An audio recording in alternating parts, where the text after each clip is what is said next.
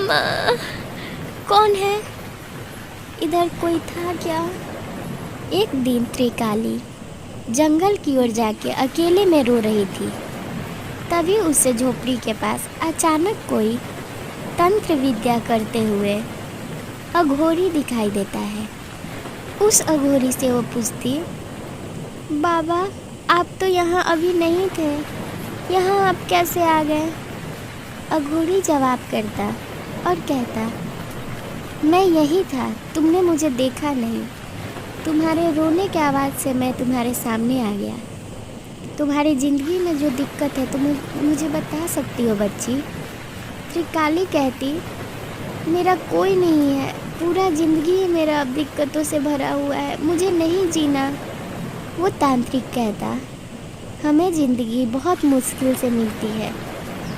ऐसे गम से परेशान होके या किसी भी चीज़ के दिक्कत होने वजह से हमें अपनी ज़िंदगी ख़त्म करने की नहीं सोचनी चाहिए।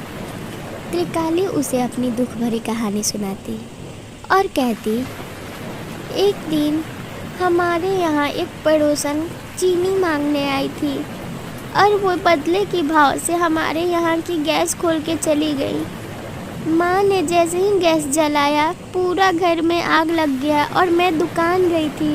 दुकान से आने के बाद मैंने देखा तो मेरा पूरा परिवार जल गया था। अब मेरे पास कोई नहीं है और वो गांव वालों ने भी मुझे निकाल दिया। इस बात पे बाबा जी कहते हैं, तुम चाहो तो मैं तुम्हारी मदद अपनी इस तंत्र विद्या से कर सकता हूँ। त्रिकाली झट से तैयार हो जाती और कहती, मुझे वापस अपने गांव जाना है, मेरी मदद करें। बाबा जी कहते हैं, पर ये काला जादू है, अगर तुम तैयार होगी तभी मैं तुम्हारी मदद करूँगा। काला जादू के नाम सुनते ही त्रिकाली झट से ना बोलती और कहती, नहीं बाबा जी, मुझे आपकी मदद नहीं चाहिए। एक तो मैं खुद परेशान हो गई हूँ उन गाँव वालों के वजह से, अब मैं वापस जाके उन्हें नहीं परेशान करना चाहती। रहने दीजिए, मैं कैसे भी अपना गुजर बसर कर लूँगी, पर मुझे काला जादू किसी के ऊपर नहीं करना। इतने में वो बाबा जी हंसते हुए एक परी का रूप ले लेते। परी को देख त्रिकाली घबरा जाती और कहती, आप हो कौन और ये अभी आपने कौन सा रूप ले लिया? हंसते हुए परी कहती, तुम्हें घबराने की ज़रूरत नहीं है बेटा, मैंने तुम्हारी अच्छाई देख ली।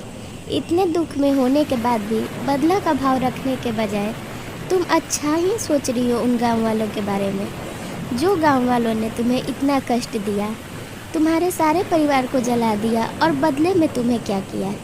गांव से निकाल दिया और फिर भी तुम उनके लिए अच्छा सोच रही हो।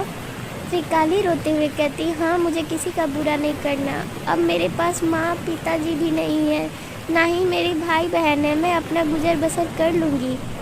परी उससे हंसते हुए कहती है, जिसका कोई नहीं होता उसका मैं होती हूँ।